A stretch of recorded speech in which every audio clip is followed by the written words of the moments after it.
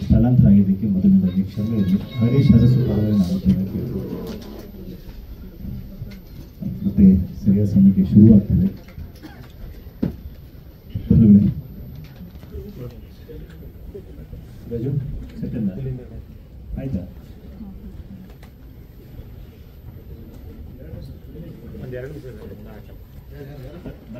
ನಿಮ್ಮೆಲ್ಲರಿಗೂ ಗೊತ್ತಿದೆ, ಡಾಕ್ಟರ್ ವಿಷ್ಣುವರ್ಧನ್ ಅವರ ಪುಣ್ಯಭೂಮಿ ನೆಲಸಮ ಆದ ನಂತರದ ಬೆಳವಣಿಗೆಗಳು, ದಿನನಿತ್ಯದ ವಾದ ವಿವಾದಗಳು ಎಲ್ಲವನ್ನು ನೋಡ್ತಾ ಇದ್ದೀವಿ. ನಾವು ಆಕ್ಚುಲಿ ಯಜಮಾನರನ್ನ ಹೀಗೆಲ್ಲ ನೋಡಬೇಕು ಅಂತ ಅಂದ್ಕೊಂಡವರಲ್ಲ. ಅವರ ಹೆಸರು ಮುನ್ನೆಲೆ ಬರೋದಾದರೆ ಅದು ಒಳ್ಳೆ ಕಾರಣಕ್ಕೆ ಬರಬೇಕು ಅನ್ನೋಂಥದ್ದು ಅಭಿಮಾನಿಗಳಾಗಿ ಪ್ರತಿಯೊಬ್ಬರ ಆಸೆ.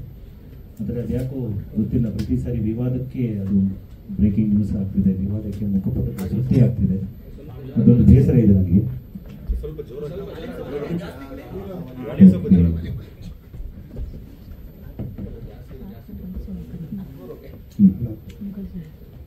ವಿವಾದಗಳ ಸಂದರ್ಭದಲ್ಲಿ ಮಾತ್ರ ಅವರ ಹೆಸರು ಮುನ್ನೆಲೆಗೆ ಬರ್ತಿರುವಂಥದ್ದು ಬಹಳ ನೋವಿನ ವಿಷಯ. ಅದರಲ್ಲೂ ನಾವು ಈ 75ನೇ ವರ್ಷ ಅಂದರೆ ಅಮೃತ ಮಹೋತ್ಸವ ಅಂತ ಬಹಳ ದೊಡ್ಡ ಮಟ್ಟದಲ್ಲಿ ರಾಜ್ಯವ್ಯಾಪಿ ಒಂದು ಮಿನಿ ದಸರಾ ರೀತಿಯಲ್ಲಿ ಆಚರಿಸಬೇಕು ಅಂತ ಎಲ್ಲ ಸಂಕಲ್ಪವನ್ನು ಹೊಂದಿ 3 ವರ್ಷಗಳಿಂದ ಸಿದ್ಧತೆಗಳನ್ನು ಮಾಡಿಕೊಂಡಿದ್ವಿ.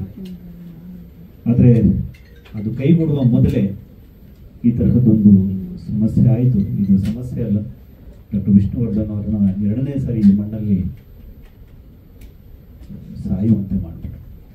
ಅಂತಹ ದುಃಖದ ಸಂದರ್ಭದಲ್ಲಿ ಕೆಲವೊಂದು ವಿಷಯಗಳು, ನೋವುಗಳು ಎಲ್ಲವೂ ನಾವು ಸೋಷಿಯಲ್ ಮೀಡಿಯಾ ಮುಖಾಂತರ ಮತ್ತು ಮಾಧ್ಯಮದವರ ಮುಖಾಂತರ ನಾವು ಹೇಳಿಕೊಂಡ್ವಿ.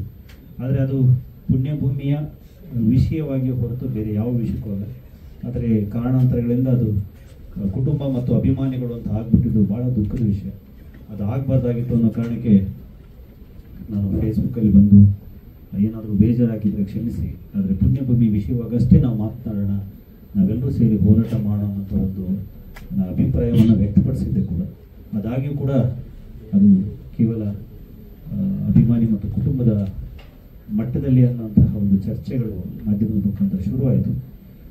ಇದನ್ನೆಲ್ಲ ನೋಡಿದಂತಹ ಕೆಲವರು ನಮಗೊಂದಷ್ಟು ಸಲಹೆಗಳನ್ನು ಕೊಟ್ಟರು. ಅದರಲ್ಲಿ ಬಾನಾಸು ಸರ್ ಕೂಡ ಇದ್ದಾರೆ. ಹಾಗೆ ನನಗೊಂದು ಫೋನ್ ಬಂತು, ಈಗಾಗಲೇ ಒಂದು ವಿಡಿಯೋ ಕೂಡ ಬಂದಿತ್ತು ಕಿಚ್ಚ ಸುದೀಪ್ ಸರ್ ಕಡೆಯಿಂದ. ಇವೆಲ್ಲವೂ ಅವ್ರಿಗೂ ಕೂಡ ತುಂಬ ಬೇಜಾರು ತರಿಸಿರುವಂತಹ ವಿಷಯಗಳು. ಕಿಚ್ಚ ಸುದೀಪ್ ಸರ್ ನಿನ್ನೆ ಮಾತನಾಡ್ತಾ, ಅಂದರೆ ಕಳೆದ 10 ದಿವಸದ ಹಿಂದೆನೇ ನಾವು ಇದೆಲ್ಲ ಮಾತನಾಡಿದರೆ, 8 ದಿವಸದ ಹಿಂದೆ. ಅದಾದಮೇಲೆ ನಿನ್ನೆ ತಿರುಗಿ ಮಾತನಾಡಿಕೊಂಡ್ವಿ. ಅವರು ಒಂದು ಶುಭ ಸುದ್ದಿ ಇದೆ ಅಂತ ಹೇಳಿ ಮಾತನ್ನು ಮುಂದುವರಿಸಿದರು. ಆ ಶುಭ ಸುದ್ದಿಯನ್ನು ನಿಮ್ಮ ಜೊತೆಗಲ್ಲಿ ಹಂಚ್ಕೊಳ್ಬೇಕು ಅನ್ನೋಂಥ ಒಂದು ಕಾರಣಕ್ಕೆ ಮತ್ತು ನಮ್ಮ ನಿರ್ಧಾರ ಮತ್ತು ನಿಲುವುಗಳನ್ನು ನಿಮ್ಮ ಜೊತೆಗೆ ಹೇಳ್ಕೋಬೇಕು ಅನ್ನೋ ಕಾರಣಕ್ಕೆ ಇವತ್ತು ಈ ಪತ್ರಿಕಾಗೋಷ್ಠಿಯನ್ನು ಆಯೋಜನೆ ಮಾಡಲಾಗಿದೆ.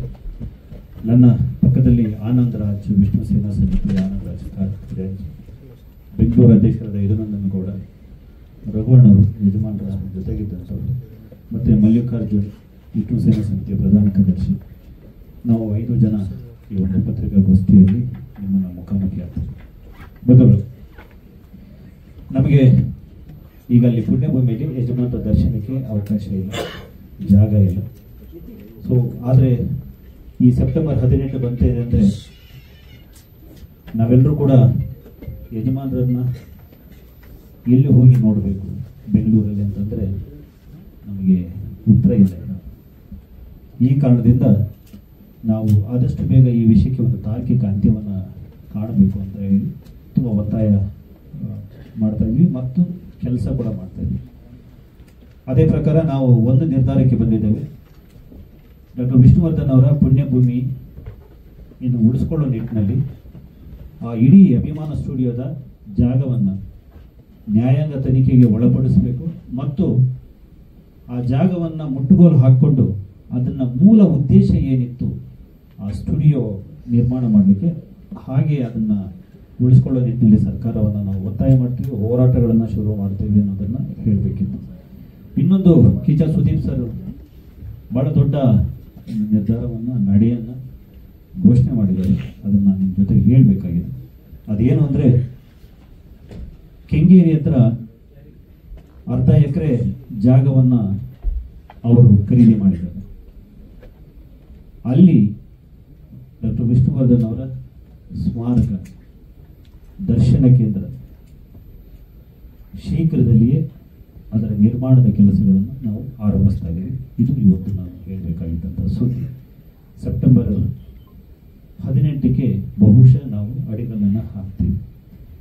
ಸೆಪ್ಟೆಂಬರ್ 2ನೇ ತಾರೀಕು ವೈಯಕ್ತಿಕವಾಗಿ ನಾನು ಅವರಿಷ್ಟು ದೊಡ್ಡ ನಿರ್ಧಾರವನ್ನು ಕೈಗೊಂಡಿರೋದ್ರಿಂದ ಅವರ ಹುಟ್ಟುಹಬ್ಬ ಅಂದರೆ ಸೆಪ್ಟೆಂಬರ್ 2 ಕಿಚ್ಚ ಸುದೀಪ್ ಸರ್ ಅವರ ಹುಟ್ಟುಹಬ್ಬ ದಿವಸ ಆ ಸ್ಮಾರಕ ಹೇಗಿರುತ್ತೆ ಅನ್ನೋಂತಹ ಒಂದು ಮಾಡೆಲನ್ನು ಜನರ ಮುಂದೆ ಬಿಡುಗಡೆ ಮಾಡ್ತೀವಿ. ಅದಾದಮೇಲೆ ಸೆಪ್ಟೆಂಬರ್ 18ಕ್ಕೆ ಬೆಂಗಳೂರಿನಲ್ಲಿ ಅವರ ಸ್ಮಾರಕದ ಅಡಿಗಲ್ಲನ್ನು ಹಾಕ್ತೀವಿ. ಹಾಗಂತ ಇದು ಪುಣ್ಯಭೂಮಿಗೆ ಈಕ್ವಲ್ ಅಂತ ನಾನು ವಾದ ಮಾಡಲಿಕ್ಕೆ ಹೋಗ್ತಿಲ್ಲ. ಮೈಸೂರಿನ ಸ್ಮಾರಕಕ್ಕೆ ಪ್ಯಾರಲಲ್ ಅಂತಲೂ ಹೇಳಕ್ಕೆ ಹೋಗ್ತಿಲ್ಲ. ಅದಕ್ಕೆ ಅದರದೇ ಘನತೆ ಇದೆ. ಅದು ಸರ್ಕಾರದಿಂದ ನಿರ್ಮಿತವಾದಂಥದ್ದು ಮತ್ತು ಇದು ಪುಣ್ಯಭೂಮಿ. ಅಸಂಖ್ಯಾತರ ಭಾವನೆಗಳು ಬೆಸೆದಿರುವಂತಹ ಜಾಗ ಇದು. ಆದರೆ ನಾವು ಒಂದು ದರ್ಶನ ಕೇಂದ್ರವನ್ನು ಮಾಡ್ತಿದ್ದೀವಿ.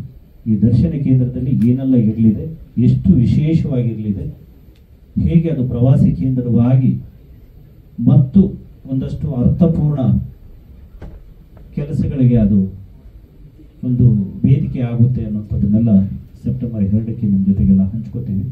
ಸೆಪ್ಟೆಂಬರ್ 18ಗೆ ಅಡಿಗಲ್ಲು ಹಾಕುವಂತಹ ಪ್ರಯತ್ನಗಳನ್ನು ನಾವು ಮಾಡ್ತೀವಿ ಅನ್ನೋಂಥದ್ದು ಈ ಸಂದರ್ಭದಲ್ಲಿ ಘೋಷಣೆ ಮಾಡಬೇಕಾಗಿತ್ತು. ಒಂದು, ಪುಣ್ಯಭೂಮಿಯನ್ನು ನಾವು ಉಳಿಸ್ಕೋತಾ ಇದ್ದೀವಿ, ಅದಕ್ಕೋಸ್ಕರ ಹೋರಾಟವನ್ನು ರೂಪಿಸ್ತಾ ಇದ್ದೀವಿ. ಅದು ಕುಟುಂಬದವರೇ ನಿನ್ನೆ ಹೇಳಿದ್ದಾರೆ, ನೀವೆಲ್ಲರೂ ನಿರ್ಧಾರ ಮಾಡ್ಕೊಂಡು ಬನ್ನಿ, ನಾವು ನಿಮ್ಮ ಜೊತೆಗೆ ಇರ್ತೀವಿ ಅಂತ ಹೇಳಿ. ಅದರ ಪ್ರಕಾರ ಹಿರಿಯ ಅಭಿಮಾನಿಗಳು, ಮನೆಯವರ ಪ್ರೀತಿ ಪಾತ್ರರಾಗಿರುವಂತಹ ಹಿರಿಯ ಅಭಿಮಾನಿಗಳು ಹೋರಾಟದ ರೂಪರೇಷೆಗಳನ್ನು ಸಿದ್ಧಪಡಿಸ್ತಿದ್ದಾರೆ. ಅವರ ಜೊತೆಗೆ ನಾವೆಲ್ಲರೂ ಕೂಡ ಇರ್ತೀವಿ ಅನ್ನೋಂಥ ಮಾತನ್ನು ಹೇಳಬೇಕಿತ್ತು. ಇನ್ನೊಂದು, ನಾವೆಲ್ಲರೂ ಸೇರಿ ಸಮಸ್ತ ಅಭಿಮಾನಿಗಳು ಕಿಚ್ಚ ಸುದೀಪ್ ಸರ್ ಅವರ ನೇತೃತ್ವದಲ್ಲಿ ಒಂದು ಬೆಂಗಳೂರಲ್ಲಿ ಒಂದು ದರ್ಶನ ಕೇಂದ್ರವನ್ನು ಮಾಡುವಂಥ ಪ್ರಯತ್ನ ಮಾಡ್ತೀವಿ. ಇದರಲ್ಲಿ ಅವರು ಇವರು ಅಂತಲ್ಲ, ಯಾರು ಬೇಕಾದರೂ ಭಾಗವಹಿಸಬಹುದು. ಆ ತರಹದ ಒಂದು ರೂಪರೇಷೆಗಳನ್ನು ನಾವು ಸಿದ್ಧಪಡಿಸ್ತಾ ಇದ್ದೀವಿ. ಈ ಎರಡು ವಿಷಯಗಳನ್ನು ನಿಮ್ಮ ಜೊತೆ ಹೇಳಬೇಕಾಗಿತ್ತು. Thank you sir. ಈಗ ಮೂಲ ಅಭಿಮಾನ ಸ್ಟುಡಿಯೋದ ಪುಣ್ಯಭೂಮಿನ ಉಳಿಸ್ಪಾನಿಗಳು ನಾವು ಹೋರಾಟ ಮಾಡ್ತೀವಿ, ಸುಪ್ರೀಂ ಕೋರ್ಟ್ ಹೋಗ್ತೀವಿ ಅನ್ನೋಂಥ ವಿಚಾರನ ಮಾಡ್ತಾ ಇದ್ದಾರೆ. ಸೊ ಈಗ ಇದು ಪರ್ಯಾಯ ಆಗುತ್ತಾ? ಅಲ್ಲಿ ಅವಕಾಶ ಸಿಕ್ಕರೆ ಅದನ್ನೇ ಮುಂದುವರಿಸ್ತೀರಿ ಹೇಗೆ? ಇಲ್ಲ, ನಾನು ಆಗಲೇ ಹೇಳಿದೆ, ಅದು ನಾವು ಹೋರಾಟವನ್ನು ಮಾಡ್ತಾ ಇದ್ದೀವಿ. ನಾವು PIL ಅನ್ನು ದಾಖಲಿಸಿರುವಂಥ ಪ್ರಕ್ರಿಯೆಗಳು ಕಾನೂನಾತ್ಮಕವಾಗಿ ಮಾಡ್ತಾ ಇದ್ದೀವಿ. ಮತ್ತು ಸರ್ಕಾರಕ್ಕೆ ನಿಯೋಗವನ್ನು ಹೋಗುವಂಥ ಪ್ರಯತ್ನಗಳನ್ನು ಮಾಡ್ತಾ ಇದ್ದೀವಿ. ಕುಟುಂಬದ ಕಡೆಯಿಂದ ಹಿರಿಯ ಅಭಿಮಾನಿಗಳೆಲ್ಲ ಸೇರಿಕೊಂಡು ಹೋರಾಟದ ರೂಪರೇಷೆಗಳನ್ನು ಕೂಡ ಸಿದ್ಧಪಡಿಸ್ತಿದ್ದಾರೆ. ಒಂದು ವೇಳೆ ಅದಾದರೆ ಅದೇ ಪುಣ್ಯಭೂಮಿ, ಅಲ್ಲಿ ಪುಣ್ಯಭೂಮಿ ಆದರೆ ಅಲ್ಲ, ಆಗಬೇಕು, ಆಗುತ್ತೆ. ಆ ಜಾಗದಲ್ಲಿ ನಾವು ಪುಣ್ಯಭೂಮಿಯನ್ನು ಉಳಿಸ್ಕೋತೀವಿ ಸರ್. ಅದಾದ್ರ ಪಕ್ಕದಲ್ಲಿ ಇನ್ನೊಂದು ಇರಬಾರ್ದು ಅಂತಿಲ್ವಲ್ಲ, ಹಾಗೆ ಅದೊಂದು ದರ್ಶನ ಕೇಂದ್ರ ಆಗಲಿ, ಅಲ್ಲೊಂದು ಲೈಬ್ರರಿ ಆಗಲಿ, ಅಲ್ಲೊಂದು ವೃದ್ಧಾಶ್ರಮ ಆಗಲಿ, ಅಥವಾ ಇನ್ನೇನಾದರೂ ಮಾಡೋದಾದರೆ ಒಂದು ಅರ್ಥಪೂರ್ಣವಾಗಿ ಏನಾದರೂ ಮಾಡೋಕ್ಕೆ ಸಾಧ್ಯವಾದರೆ ಮಾಡ್ತೀವಿ. ಆದರೆ ವಿಷ್ಣುವರ್ಧನ್ ಅವರ ಒಂದು ದರ್ಶನ ಕೇಂದ್ರ ಅಂತೂ ಕೂಡ ನಮಗೆ ಬೇಕಾಗಿದೆ ಬೆಂಗಳೂರಲ್ಲಿ. ಅದನ್ನು ಅಲ್ಲಿ ಶೀಘ್ರದಲ್ಲೇ ಮಾಡ್ತೀವಿ.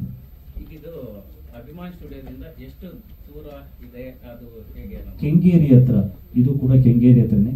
ಆ ಜಾಗ ಸ್ವಲ್ಪ ದಿವಸದಲ್ಲಿ ರಿವೀಲ್ ಮಾಡ್ತೀವಿ ನಾವು. ಕೆಂಗೇರಿ ಹತ್ರ ಅಭಿಮಾನ್ ಸ್ಟುಡಿಯೋದ ಅಕ್ಕಪಕ್ಕದಲ್ಲೇ ಇರುತ್ತೆ, ಒಂದು 3-4 ಕಿಲೋಮೀಟರ್ ದೂರದಲ್ಲೇ ಇರುತ್ತೆ. ಅಂದ್ರೆ ನಾವು ಹಣ ಹಾಕಿ ಕೊಂಡ್ಕೊಳ್ತೀವಿ ಅನ್ನೋಂತ ಒಂದು ಆಲೋಚನೆ ಕೂಡ ಇತ್ತು. ಇದು ಆ ರೀತಿ ಆಗಿರುವಂತದ್ದು ಓನ್ಲಿ ಸುದೀಪ್ ಸರ್ ಮಾತ್ರ ಈ ಒಂದು ನಿರ್ಧಾರವನ್ನ ತೆಗೆದುಕೊಂಡಿರುವಂತದ್ದು ಹೇಗೆ? ಇಲ್ಲ, ಅವರು ಘೋಷಣೆ ಮಾಡಿದ್ರು, ನಾವೆಲ್ಲ ಸೇರಿ ಒಂದು ಪ್ರತಿಮೆ ಮಾಡೋಣ ಬನ್ನಿ ಅಂತ ಹೇಳಿಬಿಟ್ಟು. ಆ ಘೋಷಣೆಯ ಮುಂದುವರಿದ ಭಾಗವಾಗಿ ಈ ನಿರ್ಧಾರ ಪ್ರಕಟ ಮಾಡ್ತಾ ಇದ್ದೀವಿ. ಅವ್ರು ನಿನ್ನೆ ಹೇಳಿದಾರಲ್ವ, ಅರ್ಜುನ್ ಏನ್ ಹೇಳಿದ್ರು? ಈ ವಿಷಯವಾಗಿ ಕುಟುಂಬ ಅಭಿಮಾನಿಗಳು ನೀವೇನು ನಿರ್ಧಾರ ತಗೋತೀರಾ ಪುಣ್ಯಭೂಮಿಗೆ, ಆ ನಿರ್ಧಾರಕ್ಕೆ ಕುಟುಂಬ ಬೆಂಬಲ ಕೊಡುತ್ತೆ ಅಂತ ಹೇಳಿದ್ದಾರೆ. ನಾವು ಅಲ್ಲಿ ಅಭಿಮಾನಿಗಳೆಲ್ಲ ಏನು ಹೇಳ್ಕೊಂಡಿದ್ದೀವಿ, ಪುಣ್ಯಭೂಮಿ ನಮಗೆ ಅವಿನಾಭಾವ ಸಂಬಂಧ ಇರುವಂಥ ಜಾಗ, ಅದಕ್ಕೆ ಬೇಕೇ ಬೇಕು ನಮಗೆ. ಅದಕ್ಕೆ ಕೊನೆವರೆಗೂ ನಾವು ಹೋರಾಟ ಮಾಡ್ತೀವಿ ಅನ್ನೋದನ್ನು ಸ್ಪಷ್ಟಪಡಿಸಿದ್ದೀವಿ. ಅದು ನಿಮಗೂ ಗೊತ್ತು. ಹಾಗಾಗಿ ಆ ನಿಟ್ಟಿನಲ್ಲೂ ಕೂಡ ಅಭಿಮಾನಿಗಳು ಕೆಲಸ ಮಾಡ್ತಾ ಇದ್ದೀವಿ. ಅದು ನಡೆಯುತ್ತೆ. ಅದಕ್ಕೆ ಕುಟುಂಬದ ಸಹಮತ ಇದೆ, ನಮ್ಮ ಜೊತೆಗಿರ್ತಾರೆ. ಸರ್, ಈಗ ಸೆಪ್ಟೆಂಬರ್ 18ಕ್ಕೆ ತುಂಬಾ ದಿವಸ ಇಲ್ಲ, ಇನ್ನಿರೋದು ಸ್ವಲ್ಪ ದಿವಸ. ಆ ಟೈಮಲ್ಲಿ ಇದೆಲ್ಲ ಕ್ಲಿಯರ್ ಆಗುತ್ತೆ. ಯಾಕಂದ್ರೆ ಒಂದು ಕಡೆ ನಿಮಗೆ ಸ್ಮಾರಕ ಅಲ್ಲೇ ಆಗ್ಬೇಕು ಅನ್ನೋದು ಅಭಿಮಾನಿಗಳ ಒತ್ತಾಯ. ನಿನ್ನೆ ಅಷ್ಟು ಅಭಿಮಾನಿಗಳಿದ್ದು ಎಲ್ಲಿ ಅಭಿಮಾನ್ ಸ್ಟುಡಿಯೋ ಇತ್ತು ಅಲ್ಲೇ ನಮಗೆ ಸ್ಮಾರಕ ಆಗಬೇಕು ಅಂತ.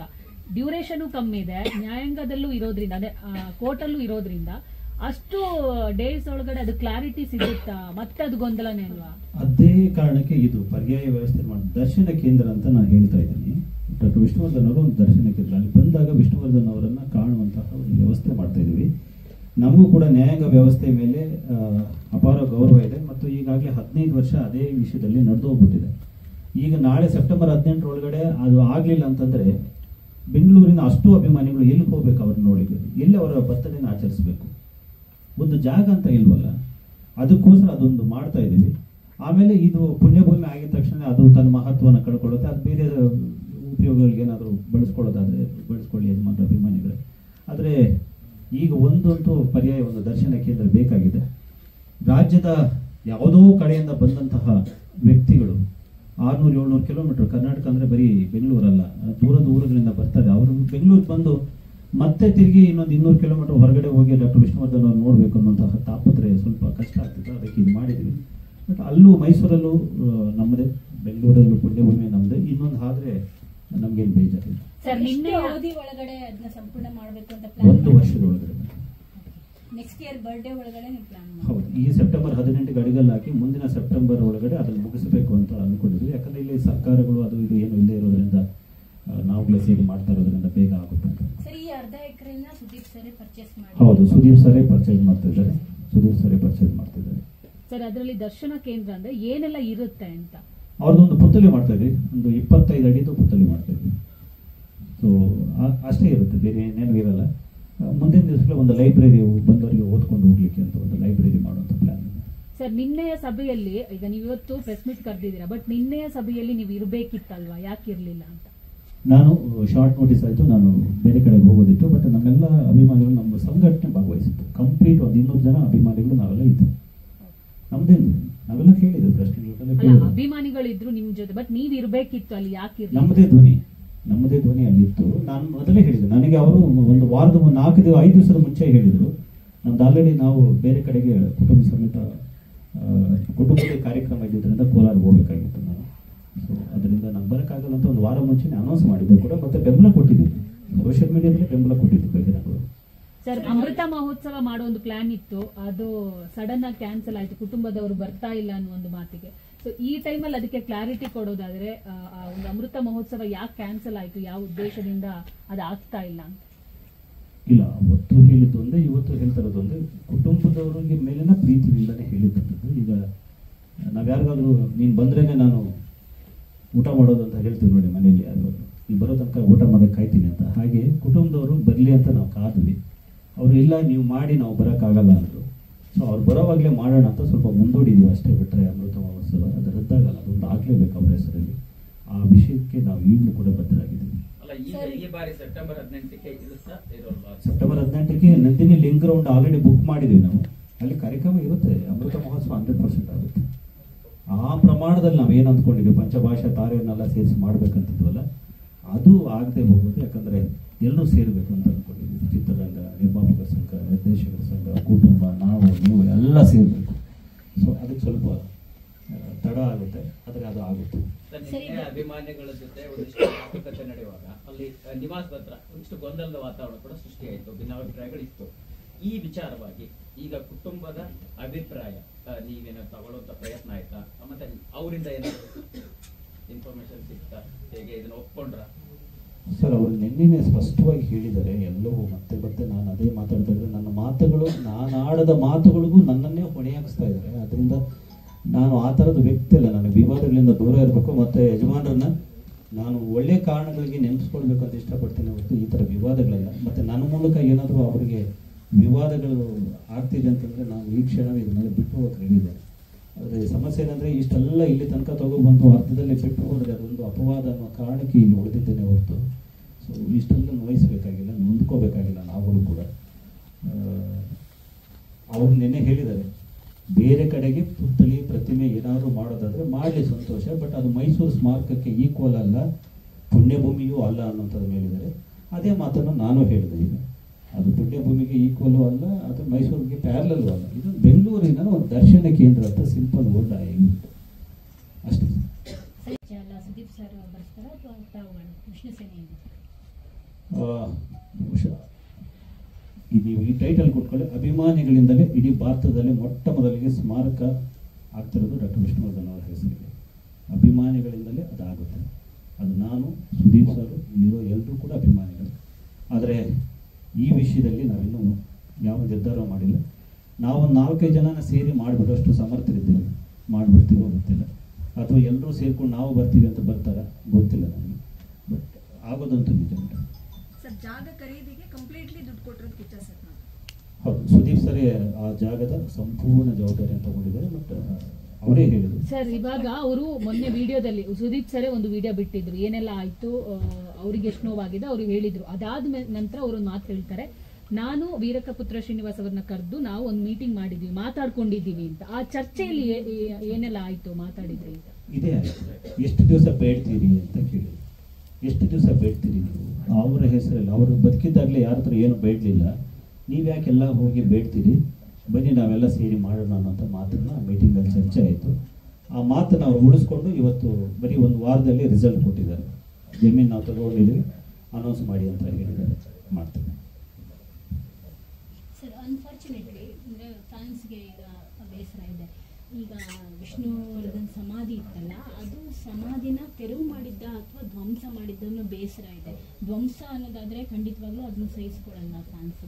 ತೆರವು ಅಂತಾದರೆ ಇನ್ನೊಂದು ಕಡೆ ಎಲ್ಲರೂ ಶಿಫ್ಟ್ ಆಗಿದೆಯಾ, ಆ ಕುತೂಹಲ ಇದ್ದೇ ಇರುತ್ತೆ. ಯಾಕಂದರೆ ಒಂದು ಮಾನವೀಯತೆ ಅಂತ ಇರುತ್ತಲ್ಲ, ಇಲ್ಲ ಒಂದು ಕಡೆ ಅಭಿಮಾನಿಗಳನ್ನು ಹೊರತಾಗಿನೂ ಒಂದು ಮಾನವೀಯತೆ ಅಂತ ಇರುತ್ತಲ್ಲ, ಆ ಪ್ರಶ್ನೆ ಇದೆ. ತಮಗೇನಾದರೂ ಐಡಿಯಾ ಇದೆಯಾ? ಅದೇನಾದರೂ ಆಯ್ತಾ, ಶಿಫ್ಟ್ ತೆರವು ಅಥವಾ ಬೇರೆ ಕಡೆ ಶಿಫ್ಟ್ ಮಾಡಿದ್ದಾರೆ ಅಂತ? ಅಂದರೆ ಈಗ ಆಗಿದ್ದು ನೆಲಸಮ ಅಲ್ವಾ? ಅದು ರಾತ್ರೋರಾತ್ರಿ ಅವರು JCB ಮುಖಾಂತರ ನೆಲಸಮ ಆಗಿದ್ದು. ನೆಲಸಮ ಅಂದರೆ ನೆಲಸಮ JCBಗಳಲ್ಲೇ ತೆಗೆದಿದ್ದಾರೆ ಅವರು. ಅದು 3.5 ತೆಗೆದು ಶಿಫ್ಟ್ ಏನಾದರೂ ಅವಶೇಷಗಳು ಎಲ್ಲಿದೆ ಅನ್ನೋದು ಏನೂ ಇಲ್ಲ, ಒಂದು ಅವಶೇಷವೂ ಉಳಿಸಿಲ್ಲ. ನಾನು ಅದಕ್ಕೆ ಪೊಲೀಸ್ ಸ್ಟೇಷನಲ್ಲಿ ಮಾರನೇ ದಿವಸ ಬೆಳಿಗ್ಗೆ 10 ಗಂಟೆಗೆಲ್ಲ ಅದು ಹೇಗೆ ನೀವು ಡೆಮಾಲಿಷ್ ಮಾಡಿದ್ರಿ ಅದು ವಿವರ ಕೊಡಿ, ಮತ್ತು ಅಲ್ಲಿ ಅಸ್ಥಿ ಇತ್ತಲ್ವ ಅದು ಏನು ಮಾಡಿದ್ದೀರಿ ಅಂತ ಹೇಳ್ಬಿಟ್ಟು ನಾನು ಪತ್ರ ಕೊಟ್ಟಿದ್ದೀನಿ ಪೊಲೀಸ್ ಸ್ಟೇಷನ್ಗೆ. ನಿಮಗೂ ಗೊತ್ತಿದೆ ಅದು. ಸೊ ಪೊಲೀಸವರು ಅದನ್ನು ತಿಳಿಸ್ತೀವಿ ಅಂತ ಹೇಳ್ಬಿಟ್ಟು ಅಕ್ನಾಲೇಜ್ಮೆಂಟ್ ಕೂಡ ಕೊಟ್ಟಿದ್ದಾರೆ. ನಾವು ಫಾಲೋಅಪ್ ಅಲ್ಲಿದ್ದೀವಿ. ಅದು ವಿಷಯ ತಿಳಿದ ತಕ್ಷಣವೇ ನಾವು ಹೇಳ್ತೀವಿ. ಅದಿಲ್ಲಂತಂದ್ರೂ ಕೂಡ ಕೋರ್ಟ್ ಮುಖಾಂತರ ಹೋಗಿ ಆದರೂ ಆ ವಿಷಯಗಳನ್ನು ನಾವು ಸ್ಪಷ್ಟನೆ ತಗೋತೀವಿ. ಇನ್ನೊಂದು ಕಡೆ ಸರ್ಕಾರ ಈ ಒಂದು ಏನು ಅದೇ ಹೇಳಿದ್ರೆ ಆರಂಭದಲ್ಲಿ ಅಭಿವೃದ್ಧಿಗೆ ಬೇಕಾಗಿರ್ತಕ್ಕಂಥ ವಿಚಾರಕ್ಕೆ ಅಭಿಮಾನಿಸಿದೆ, ಅದಾಗಿಲ್ಲ. ಬಟ್ ಈಗ ಸ್ವಾಧೀನಕ್ಕೆ ತೆಗೆದುಕೊಳ್ಳುವಂತ ಹಕ್ಕು ಸರ್ಕಾರಕ್ಕೆ ಇದೆಯಾ ಅಂತ ಮೊನ್ನೆ ನಾವು ಗೀತಾ ಬಾಲೆ ಅವರು ಪ್ರಶ್ನೆ ಮಾಡಿದಾಗ ಸರ್ಕಾರಕ್ಕೂ ಕೂಡ ಇದು ಹಕ್ಕಿಲ್ಲ ಇಲ್ಲ ಅನ್ನೋ ರೀತಿಯಲ್ಲಿ ಹೇಳ್ತಾರೆ. ಆ ಸಾಧ್ಯತೆ ಇದೆಯಾ? ಹೇಗೆ ಇದು ಏನಾಗಿದೆ, 10 ಎಕರೆ ಮಾರಾಟ ಮಾಡಬೇಕಾದ್ರೆ ಅವರೊಂದು ಕಂಡೀಷನ್ ಹಾಕಿದ್ದಾರೆ. 2 ಪಾಯಿಂಟ್ ನೀವು ಗಮನಿಸಬೇಕು. 10 ಎಕರೆ ಮಾರಾಟ ಮಾಡಬೇಕಾದ್ರೆ ಈ ಮಾರಾಟಗೊಂಡಂತಹ ಹಣವನ್ನು ಸ್ಟುಡಿಯೋ ಅಭಿವೃದ್ಧಿಗಲ್ಲದೆ ಬೇರೆ ಏನಕ್ಕೆ ಬಳಸ್ಕೊಂಡ್ರು ಕೂಡ ಇದನ್ನು ಕಾರಣ ಕೊಡದೆ ಮುಟ್ಟುಗೋಲು ಹಾಕ್ಕೊಳ್ಬೋದು ಅಂತ ಒಂದು. ಎರಡನೇದು, ಅವ್ರ ಅಣ್ಣ ತಮ್ಮಂದ್ರು ಈ 10 ಎಕರೆ ಪಾರ್ಟೇಷನ್ ಡೀಡ್ ಮಾಡ್ಕೊಂಡಿದ್ದಾರಲ್ಲ, ಆ ಪಾರ್ಟೇಷನ್ ಡೀಡಲ್ಲಿ ಸ್ಟುಡಿಯೋ ಅಂತ ಎಲ್ಲೂ ಮೆನ್ಷನ್ ಮಾಡ್ಕೊಂಡಿಲ್ಲ. ಅದು ಕೊಟ್ಟಿದ್ದು ಸ್ಟುಡಿಯೋಗೆ ಅಲ್ವಾ? ಬಟ್ ಇವರು ಪಾರ್ಟೇಷನ್ ವಿಭಾಗೀಯ ಪತ್ರ ಮಾಡ್ಕೋಬೇಕಾದ್ರೆ, ಅಣ್ಣ ತಮ್ಮಂದ್ರು ಭಾಗ ಮಾಡ್ಕೋಬೇಕಾದ್ರೆ ಸ್ಟುಡಿಯೋ ಅಂತ ಒಂದು ಪದನು ಬಳಸಿಲ್ಲ ಅದರಲ್ಲಿ. ಅಂದರೆ ಇವರು ಉದ್ದೇಶಪೂರ್ವಕವಾಗಿ ಅದನ್ನು ಖಾಸಗಿ ಆಸ್ತಿಯಾಗಿ ಮಾಡ್ಕೊಂಡಿದ್ದಾರೆ. ಮೂಲ ಉದ್ದೇಶದಿಂದ ಅದು ಬಹಳ ದೂರ ಹೋಗಿರೋದ್ರಿಂದ ಸರ್ಕಾರಕ್ಕೆ ಯಾವಾಗಲೂ ಹಕ್ಕು ಇದ್ದೇ ಇರುತ್ತೆ. ನೀವು ದುಡ್ಡು ಕೊಟ್ಟು ತಗೊಂಡ್ರೂ ಕೂಡ ರಿಯಾಯಿತಿಯಲ್ಲಿ ತಗೊಂಡಿರ್ತೀವಿ. ಅದಾದ್ಮೇಲೆ ಸರ್ಕಾರ ಯಾವ ಮೂಲ ಉದ್ದೇಶ ಕೊಟ್ಟಿರುತ್ತೋ ಆ ಉದ್ದೇಶಕ್ಕಷ್ಟೇ ಅದನ್ನು ಬಳಸಬೇಕು ಅನ್ನೋಂತಹ ನಿಯಮ ಯಾವಾಗಲೂ ಜಾರಿಯಲ್ಲಿರುತ್ತೆ. ಸೊ ಇವರು ಏನೇನೋ ಮೊನೋಪಲಿ ಮಾಡ್ಕೊಂಡ ತಕ್ಷಣ ಅದು ಖಾಸಗಿ ಆಸ್ತಿ ಆಗ್ಬಿಡಲ್ಲ. ಆ ನಿಟ್ಟಿನಲ್ಲಿ ನಾವು ಯೋಚನೆ ಮಾಡಿರಲಿಲ್ಲ. ಯಾಕಂದ್ರೆ ನಮಗೆ ಪುಣ್ಯಭೂಮಿ ಸಾಕಾಗಿತ್ತು, ಅದೊಂದು 10 ಗುಂಟೆ ಜಾಗ, ಒಂದು 10 ಎಕರೆ ಜಾಗ, ಇಷ್ಟು ಸಾಕಾಗಿತ್ತು ಅಂತ ಹೋರಾಟ ಮಾಡ್ಕೊಂಡೋದ್ವಿ. ನಿಮಗೆಲ್ಲ ಗೊತ್ತಿದೆ, ಆ ಹೋರಾಟದಲ್ಲಿ ನಮಗೆ ಸೋಲಾಯಿತು. ಯಾಕೆಂದರೆ ನೀವು ಹಕ್ಕುದಾರರಲ್ಲ, ಕೇಳಿದರೆ ಕುಟುಂಬದವ್ರು ಕೇಳಬೇಕು ಅಥವಾ ಸರ್ಕಾರ ಕೇಳಬೇಕು. ನೀವು ಯಾರು ಅಂತ ಅಭಿಮಾನಿಗಳನ್ನು ಕೇಳಿದ್ರಿಂದ 7 ವರ್ಷದ ನಡೆಸಿದ ಕೇಸು ಬಿದ್ದೋಯ್ತು. ಆ ಕೇಸು ಬಿದ್ದೋದ್ಮೇಲೆ ಇದೆಲ್ಲ ಆಗಿರುವಂಥದ್ದು. ಸೊ ಇಲ್ಲ ಅಂತಂದರೆ ಅದರಲ್ಲಿ ನಾವು ಆಗಲೇ ಈ ವಿಷಯನ ತೊಗೊಂಡ್ಬಿಟ್ಟಿದ್ದಿದ್ರೆ PIL ಮುಖಾಂತರ ಸಮಸ್ತ ಇದರ ಮುಟ್ಟುಗೋಲಿಗೆ ಇಷ್ಟೊತ್ತಿಗೆ ಒಂದು ತಾರ್ಕಿಕ ಅಂತ್ಯ ಕಾಣ್ತಿತ್ತು. ಆದರೆ ಬಾಲಣ್ಣನ ಕೂಡ ಈ ನಾಡಿನ ಮೇರು ಕಲಾವಿದರು.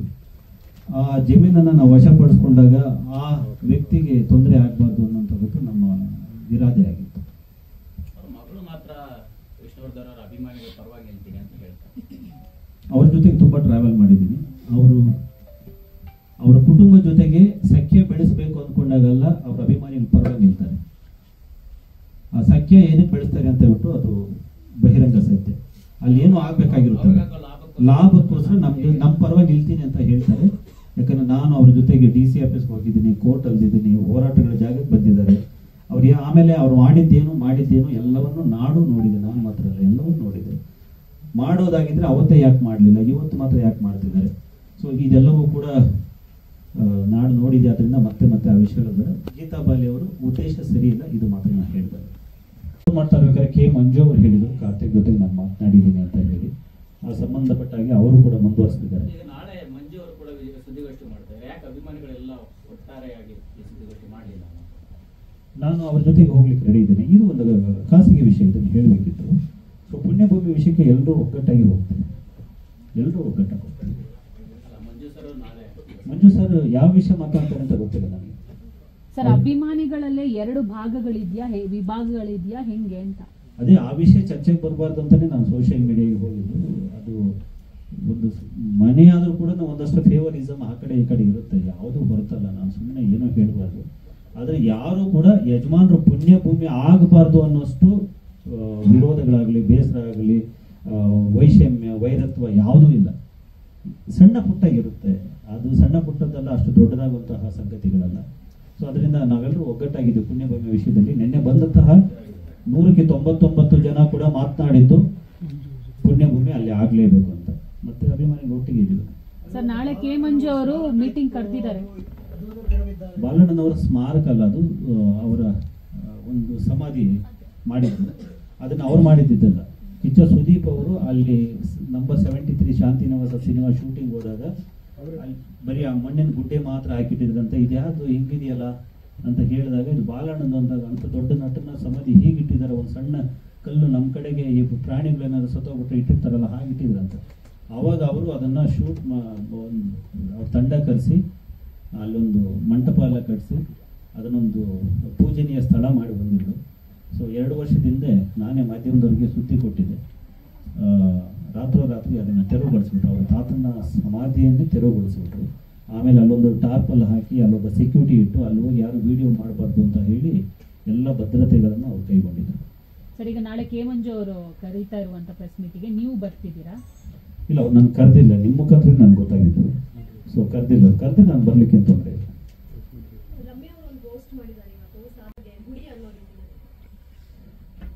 ಪ್ರತಿ ನಟರು, ಪ್ರತಿ ರಾಜಕಾರಣಿಗಳು ಅವರಿಗೆ ಪ್ರಶಸ್ತಿ ಕೇಳಕ್ಕೆ ಹೋದಾಗ ಹೇಳೋ ಮಾತು ಅವರ ಪ್ರಶಸ್ತಿಗಳನ್ನು ಮೀರಿದವರು ಅಂತ.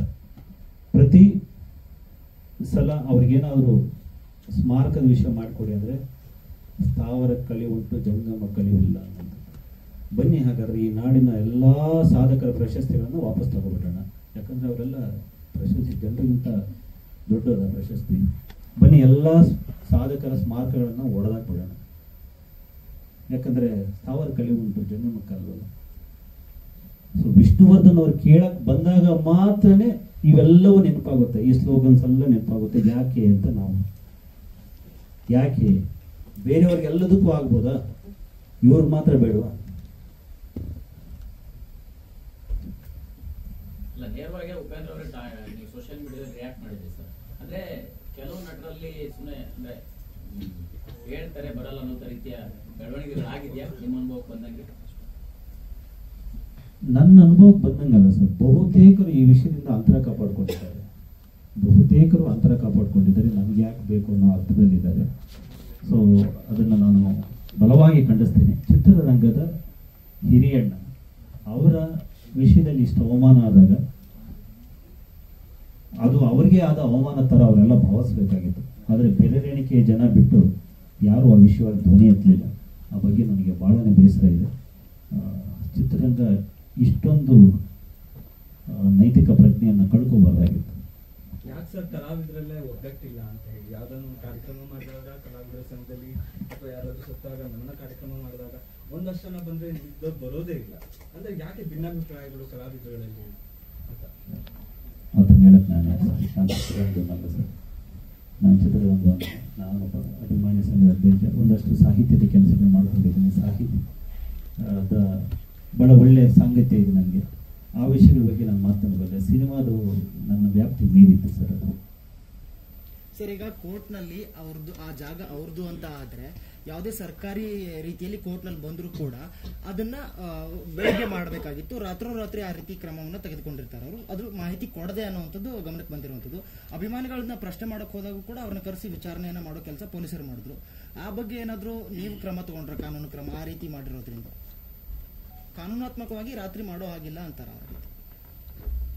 ಇಲ್ಲ, ಅವರು ಹೇಳ್ತಿರುವಂಥದ್ದು ಕೋರ್ಟ್ ಆರ್ಡರ್ ಪ್ರಕಾರ DC ಅವರಿಗೆ ನಾವು ಮನವಿ ಕೊಟ್ಟು DC ಇಂದನೇ ಪರ್ಮಿಷನ್ ತಗೊಂಡು ಪೊಲೀಸರನ್ನ ನಿಯೋಜನೆ ಮಾಡ್ಕೊಂಡು ಮಾಡಿದೀವಿ ಅಂತ ಹೇಳಿ ಒಂದು ಅಫಿಡವಿಟ್ ಅನ್ನ ಕೊಟ್ಟಿದ್ದಾರೆ. ಮತ್ತೆ ಎಲ್ರಿಗೂ ಹೇಳಿದ್ದಾರೆ ಕೂಡ, ಅಲ್ಲಿ ಓದಂತ ಎಲ್ರಿಗೂ ಕೂಡ.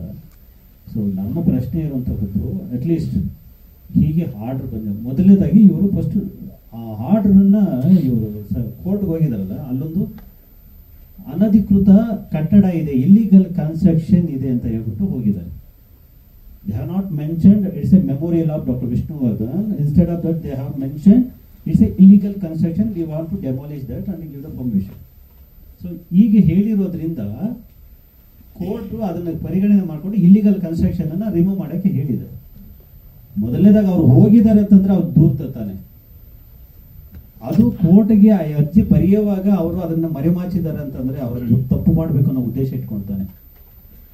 ಮತ್ತೆ ಅವ್ರು ಕೋರ್ಟ್ಗೆ ಹೋದಾಗ್ಲೇ ನಾವು ಈ ತರ ಹೋಗ್ತಾ ಇದ್ದೀವಿ ಅನ್ನೋದನ್ನ ಹೇಳ್ಬೋದಾಗಿತ್ತು. ಅವ್ರೇನೋ ಅಷ್ಟು ಸತ್ಯ ಹರಿಶ್ಚಂದ್ರರಾಗಿದ್ರು. ಈಗ ಬಂದ್ಬಿಟ್ಟು ನಾವು ಅವ್ರಿಗೆ ಹೇಳಿದ್ವಿ, ಇವ್ರಿಗೆ ಹೇಳಿದ್ವಿ, ಅವ್ರಿಗೆ ಗೊತ್ತು ಇವ್ರಿಗೆ ಗೊತ್ತು ಅಂತ ಅಲ್ಲಲ್ಲ. ನೀವು ಯಾಕೆ ಹೋದ್ರಿ ಫಸ್ಟ್ ಡೆಮಾಲಿಷ್ ಮಾಡುವಂಥದ್ದು ಮನಸ್ಸು ಯಾಕೆ ಬಂತು ನಿಮಗೆ ಫಸ್ಟ್? ಅದು ರಾತ್ರೋರಾತ್ರಿ ತೆರವುಗೊಳ್ದು, ಹಗಲಲ್ಲಿ ತೆರವುಗೊಳಿಸಿದ್ರೆ ಸಾವಿರಾರು ಜನ ಬರ್ತಿದ್ರು, ದೊಡ್ಡ ಗಲಾಟೆ ಆಗ್ತಿತ್ತು. ಕೋರ್ಟ್ ಆರ್ಡರ್ ಹೇಗೇನಷ್ಟಾಗಿ ಯಾರು ಮಾತಾಡ್ತಾ ಇರಲಿಲ್ಲ, ಅದೇ ಆಗ್ತಿತ್ತು. ಬಟ್ ಗಲಾಟೆಗೆ ಸ್ವಲ್ಪ ಜೋರಾಗ್ತಿತ್ತು. ಆದ್ರೆ ನೀವು ಹೋಗಿದ್ದ ಯಾಕೆ ಕೋರ್ಟ್ಗೆ ಅನ್ನುವಂಥದ್ದು ನಮ್ಮ ಪ್ರಶ್ನೆ. ನೀವು ಹೋಗಿದ್ದೀರಿ ಅಂತಂದ್ರೆ ನಿಮ್ಮ ಮನಸ್ಸಲ್ಲಿ ಸ್ವಾರ್ಥ ಇದೆ, ನಿಮ್ಮ ಮನಸ್ಸಲ್ಲಿ ವಾಣಿಜ್ಯಾತ್ಮಕ ಉದ್ದೇಶಗಳಿದ್ದಾವೆ, ನಿಮ್ಮ ಮನಸ್ಸಲ್ಲಿ ಸಾಧಕರ ಬಗ್ಗೆ ಗೌರವ ಇಲ್ಲ. ಇದು ನಾವು ಬಂದಿರುವಂತಹ ತೀರ್ಮಾನ. ನಾವು ಇಂತಹ ತೀರ್ಮಾನಕ್ಕೆ ಬಂದಿದ್ದೀವಿ ಸರ್. ಅಭಿಮಾನಿ ಸಂಘದ ರಿಲೇಟೆಡ್ ಅಧ್ಯಕ್ಷರು ಯಾರಿದ್ದಾರೆ ನಿಮ್ಮ ಇದ್ದಿಗೆ ಒಂದಿಬ್ರು ಅಭಿಮಾನಿಗಳಿಗೆ ಹೋಗಿದೆ ಕೋರ್ಟ್ ನೋಟಿಸು, ಡಿಸೆಂಬರ್ ತಿಂಗಳಲ್ಲೇ ಹೋಗಿದೆ ಅಂತ ಒಬ್ರು ಅಭಿಮಾನಿ ನಿನ್ನೆ ಹೇಳ್ಕೊಂಡ್ರು. ಆ ಟೈಮಲ್ಲೇ ಹೇಳ್ತಿದ್ರೆ ನಾವು ಹೋರಾಟ ಮಾಡ್ತಿದ್ವಿ, ಯಾವ ಅಭಿಮಾನಿಗಳಿಗೂ ಅದನ್ನ ತಿಳಿಸಿಲ್ಲ ಅಂತ ಒಂದು ಅಭಿಮಾನಿ ಹೇಳಿದ್ದಾರೆ. ಇಲ್ಲ, ಇದು ಸುಳ್ಳು. ಸುಮ್ಮನೆ ಅಂದ್ರೆ ಒಂದು ದೊಡ್ಡ ವಿಷಯ ಏನೋ ನಡೆದಾಗ ಒಂದಷ್ಟು ರೂಮರ್ಸ್ ಎಲ್ಲ ಹರಿದಾಡುತ್ತಲ್ಲ, ಹಾಗೆ ಹರಿದಾಡಿದೆ ಅಷ್ಟೇ. ಆ ಥರದ ನೋಟಿಸ್ ಬಂದ್ರೆ ನಾವು ಇಷ್ಟೆಲ್ಲ ಮಾಡ್ತಾ ಇರೋರು, ಇಷ್ಟೆಲ್ಲ ನೋಯ್ತಾ ಇರೋರು ಸುಮ್ಮನೆ ಇರ್ತಿದ್ವಿ ಮೇಡಮ್. ನಮ್ಗೆ ಗೊತ್ತೇ ಇಲ್ಲ ವಿಷಯ. ಇದೇನಾಗಿದೆ, ನಾವು ಮೊದಲು 7 ವರ್ಷ ಒಂದು ಕೇಸ್ ನಡೆಸಿದ್ವಲ್ಲ, ಅದು ಇದನ್ನು ಕೇಳಿದ್ರೆ ಕುಟುಂಬದವ್ರು ಕೇಳಬೇಕು ಅಥವಾ ಸರ್ಕಾರ ಕೇಳಬೇಕು ಅಂತ ಹೇಳಿದ್ರಲ್ಲ, ಆವಾಗ ಆ ಕೇಸಿಂದ ನಾವು ಹೊರಗಡೆ ಬಂದು, ಅಂದರೆ ನಮಗೆ ಸೋಲಾಯಿತು. ಆವಾಗ ನಾವು ಆ ಕೇಸ್ ಪರವಾಗಿ ಅವರು ಗೆದ್ದುಕೊಂಡು ಹೋದರು, ಬಾಲಕೃಷ್ಣ ಅವ್ರ ಕುಟುಂಬದವರು. ಅದಾದ್ಮೇಲೆ ಇವರು ಅಪೀಲ್ ಹೋಗಿರೋದು ಬೇರೆ ಕೇಸ್ ಮುಖಾಂತರ. ಅವ್ರದ್ದು ಅಣ್ಣ ತಂಗಿಯರ ಜಗಳದ್ದು ಒಂದು ಕೇಸ್ ಇತ್ತಲ್ಲ, ಆ ಕೇಸ್ ನಂಬರಲ್ಲಿ ಇವರು ಎಂಟ್ರಿ ಆಗಿದ್ದಾರೆ. ನಮಗೆ ಹಳೆ ಕೇಸಲ್ಲಿ ಇವ್ರು ಬಂದಿದ್ದಿದ್ರೆ ನಮ್ಗೆ ಅಟ್ಲೀಸ್ಟ್ ಗೊತ್ತಾಗ್ತಿದೆ, ನಮ್ಮ ಲಾಯರ್ಗಾದ್ರೂ ಗೊತ್ತಾಗ್ತಿದ್ದಿಲ್ಲ ಏನೋ ಬೆಳವಣಿಗೆ ಆಗ್ತಿದೆ ಅಂತ ಹೇಳಿ.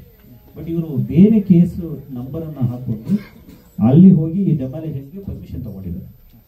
ಆ ಪರ್ಮಿಷನ್ ಹಾಗೆ ತಗೊಂಡಿದ್ರಿಂದ ನಮಗೆ ಅದ್ರ ಮಾಹಿತಿ ಸಿಗಲಿಲ್ಲ. ಮತ್ತೆ ಅವ್ರು ನೋಡಿ ಎಷ್ಟು ಬುದ್ಧಿವಂತರಂದ್ರೆ, ಜನವರಿ 25ಕ್ಕೆ ಅವ್ರಿಗೆ ಆರ್ಡರ್ ಬಂದಿದೆ. ಜನವರಿ 25ಕ್ಕೆ ಆರ್ಡರ್ ಬಂದಿದೆ ಇದೇ ವರ್ಷ. ಬಟ್ ಅವ್ರು ಡೆಮಾಲಿಷ್ ಮಾಡಿರೋದು ಮೊನ್ನೆ ಆಗಸ್ಟ್ 8ನೇ ತಾರೀಕು. ಅಂದರೆ ಈ 8 ತಿಂಗಳಲ್ಲಿ ಅವ್ರು ಯಾಕಾದ್ರು ಅಂದ್ರೆ ನಾವು ಇಮಿಡಿಯೇಟ್ ನಮ್ಗೆ ಗೊತ್ತಾಗ್ಬಿಟ್ಟಿದ್ದೇವೆ, ನಾವು ಹೋಗಿ ಸ್ಟೇ ಆರ್ಡರ್ ತಂದ್ಬಿಡ್ತಿದ್ವಿ. ಅಂದ್ರೆ ಪ್ರತಿಯೊಂದು ತೀರ್ಪು ಕೂಡ ಸ್ಟೇ ಆರ್ಡರ್ಗೆ ಒಂದಷ್ಟು ಅವಧಿ ಇರುತ್ತೆ, ನಾವು ತರ್ಬೋದಿತ್ತು. ಈ ವಿಷಯ ನಮ್ಗೆ ಗೊತ್ತಾಗಬಾರ್ದಂತಾನೆ ಮುಚ್ಚಿಟ್ಟು ಅವ್ರು 8 ತಿಂಗಳು ಬಿಟ್ಟು ಡೆಮಾಲಿಷ್ ಮಾಡಿದ್ದಾರೆ ಅಂದ್ರೆ ಗೊತ್ತಾಗುತ್ತೆ ಅವರು ಒಂದು ದೊಡ್ಡ ಪ್ಲಾನ್ ಮಾಡ್ಕೊಂಡೇ ಇಳಿದಿದ್ದಾರೆ ಅಂತ. ಮತ್ತೆ ನಮಗೆ ಹೇಗೆ ಗೊತ್ತಾಗುತ್ತೆ? ಆಮೇಲೆ ಮಾಡ್ತಾರೆ ಅಂತ ಒಂದು ಮಾತಿದೆ, ಮತ್ತೆ ಒಬ್ರು ಪೊಲಿಟಿಷಿಯನ್ಸ್ ಇನ್ಕ್ಲೂಡ್ ಆಗಿದ್ದಾರೆ ಅನ್ನೋ ಒಂದು ಮಾತಿದೆ. ಸೊ ಇದ್ರ ಬಗ್ಗೆ ನಿಮ್ಗೆ ಅರಿವಿದೆಯಾ? ಇದು ಇಲ್ಲದೆ ಇದ್ರೆ ಅವ್ರ ತಾತನ ಸಮಾಧಿಯನ್ನ ಯಾಕೆ ನೆಲಸಮ ಮಾಡಬೇಕು? ಏನು ಕಾರಣ ಏನಿತ್ತು? ವಿಷ್ಣುವರ್ಧನ್ ಅವರ ಸಮಾಧಿನ ಯಾಕೆ ನೆಲಸಮ ಮಾಡಬೇಕಿತ್ತು? ಅಭಿಮಾನಿಗಳನ್ನ ಒಳಗಡೆ ಬಿಡ್ದಂಗೆ ಯಾಕೆ ತಡಿಬೇಕಾಗಿತ್ತು? ಅಭಿಮಾನಿಗಳು ಅಲ್ಲಿ ಹೋದ್ರೆ ಗೇಟಲ್ಲಿ ಹೊಡೆದು ಒಂದು ಎಫ್ಐಆರ್ ಆಗಿದೆ. 3 ಜನ ಅಭಿಮಾನಿಗಳನ್ನ ಹೊಡೆದಿದ್ದಾರೆ ಗೇಟಲ್ಲಿ. ಯಾಕೆ ಅಷ್ಟೊಂದು ದಾರ್ಷ್ಯ ತಗೋಬೇಕಾಯ್ತು?